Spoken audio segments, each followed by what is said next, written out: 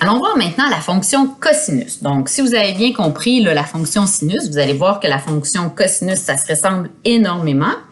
Donc, la fonction cosinus, elle, petit rappel, hein, c'est la mesure du côté adjacent à l'angle T sur l'hypoténuse. Donc, mesure du côté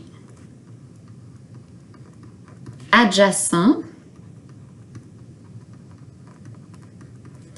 à l'angle T sur l'hypoténuse, sur la mesure de l'hypoténuse.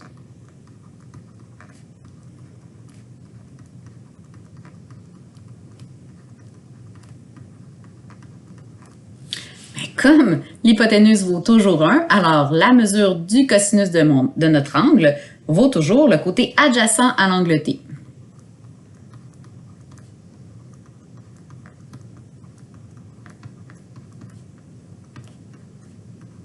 Donc, cette fois-ci, à la coordonnée en x de notre point trigonométrique. Alors, un petit résumé ici. Si j'ai mon angle T, dont les coordonnées sont x, y, ben x correspond au cosinus de l'angle T.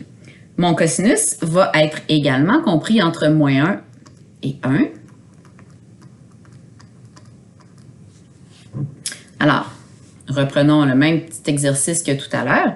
Dans mon cercle trigonométrique ici, si je trace mon angle T, j'ai ma coordonnée en x, j'ai ma coordonnée en y. Le point P de T a comme coordonnée en x et y. X correspond à la valeur du cosinus. OK. Oups, ici, calculer la valeur des sinus, une petite erreur. Donc, on met cosinus à la place. On veut calculer le cosinus de 7π sur 4. Bon, bien, 7π sur 4, rappelons-nous, 7π sur 4, les coordonnées du point 7π sur 4 sont racine de 2 sur 2 et moins racine de 2 sur 2. Encore une fois, on veut toujours les valeurs exactes. Si je le calcule, je n'ai pas besoin de le calculer en fait. Quand j'ai mon point, je le sais. C'est la valeur en x, la coordonnée en x de mon point trigonométrique.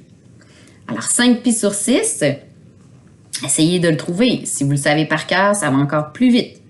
Donc, si vous ne le savez pas par cœur, c'est là que vous devez sortir votre cercle trigonométrique. Vous pouvez toujours l'avoir proche. Hein? Celui que je vous ai remis, là, c'est important de l'avoir toujours proche, mais comme je vous dis, plus vite vous allez l'apprendre, plus vite vous allez être efficace. Alors, ceux qui l'ont trouvé sur leur cercle trigonométrique, vous avez trouvé les coordonnées moins racine de 3 sur 2, virgule 1/2 pour le point, pour l'angle 5π sur 6. Donc, la valeur du cosinus, et oui, hein, ça vaut la valeur de la coordonnée en x.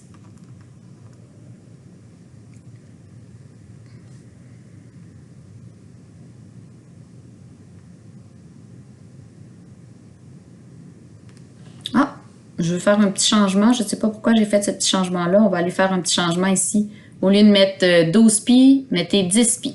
Donc, 10π sur 4. Ah oui, parce que 12π sur 4, hein, ça fait 3π, c'était pas bien intéressant.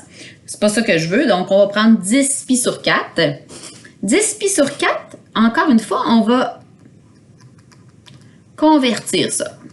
Donc, 10π sur 4, c'est la même chose. Je pourrais dire c'est 9π sur 4 plus π sur 4, mais c'est pas très aidant.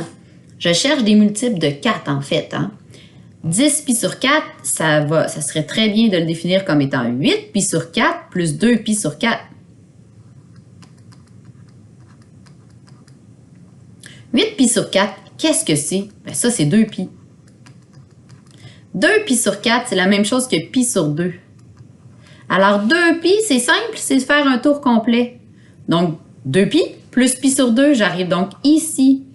Alors, l'angle 10π sur 4, c'est équivalent à l'angle π sur 2, dont les coordonnées sont 0,1. C'est pour ça que le cosinus de 10π sur 4, ça vaut 0. Et voilà! On va aller tracer la fonction cosinus Donc, si on reprend exactement le même principe que tout à l'heure avec notre fonction sinus, je vais remonter dans mon cercle trigonométrique.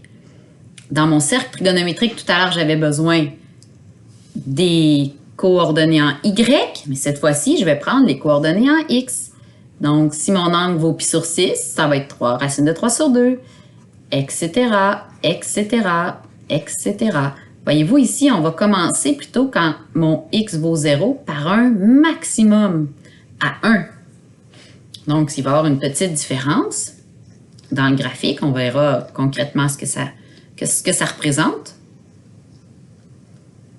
On le voit ici. À 0, on part à un maximum, alors que la fonction sinus, on partait à 0. Mais concrètement, hein, la fonction sinus et cosinus sont pareilles, presque pareilles. Elles ont été déplacées, mais c'est la même courbe. Donc, si je prends tous mes points, X représente mon angle, puis Y correspond finalement à la coordonnée en X de mon angle, faites attention. Donc, quand mon angle vaut 0, mon cosinus vaut 1. Si mon angle vaut pi sur 6, mon cosinus vaut racine de 3 sur 2. Si mon angle vaut pi sur 4, mon cosinus vaut racine de 2 sur 2. À pi sur 3, j'obtiens une demi. À pi sur 2, mon angle vaut 0. Mon cosinus vaut 0, excusez. Lorsque mon angle vaut 2 pi sur 3, mon cosinus vaut moins une demi. On est déjà dans le négatif, là. Alors, à 3 pi sur 4, moins racine de 2 sur 2. À 5 pi sur 6, moins racine de 3 sur 2. À pi, moins 1. Je vais remonter là. À 7 pi sur 6, je suis à moins racine de 3 sur 2. Etc. Ce qui nous donne cette belle courbe dont je vous demande maintenant d'en faire l'analyse. Alors, fiez-vous à ce que vous avez appris lorsque vous avez fait l'analyse de la fonction sinus. Vous allez voir, c'est sensiblement la même chose. Donc, je vous laisse le compléter. N'oubliez pas d'aller valider vos réponses sur mon site Weebly. Alors, avant de passer à la prochaine capsule, faites une petite pause pour compléter les propriétés de la fonction cosinus.